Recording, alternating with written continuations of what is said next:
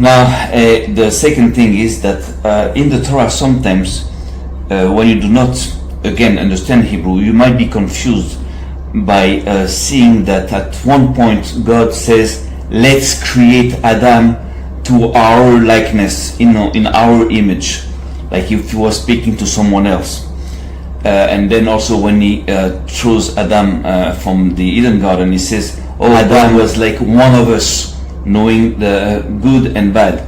So again, here you can have the impression that he's speaking to someone else, or to another God, or someone at his level. Now, most rabbis are going to tell you, oh no, he's talking about himself, in a form of, language like this, to a honorific form of, language.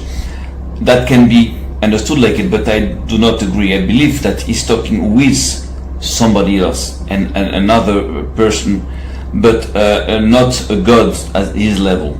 And I tell you how I believe this, because it happened all the time. You see, God needs Moses to extract the people of Israel from Egypt. Why does he need Moses? Why don't he do it himself? Every time something has to be created on earth or to be done, God uses men, and usually a very high spiritual man, to act as his tool, his living tool, to do so. Because you see, God has rules, and he respects his rules, and there are many things that God cannot do, because he does respect his rules. So you can see God as so pure, so powerful, that if he was actually interacting directly with earth, everything will implode, because it's like putting a trillion volts into a cell phone, everything will melt around, So he has rules. He uses a prophet in order to speak to the prophet and to reach the people. So here again, in the creation, the name that is employed there, that is written there, is Elohim, not Hashem, Yod Kei Vav Kei. And Elohim in the Torah sometimes also refers to a man like Moses. Moses also is called Elohim in the Torah.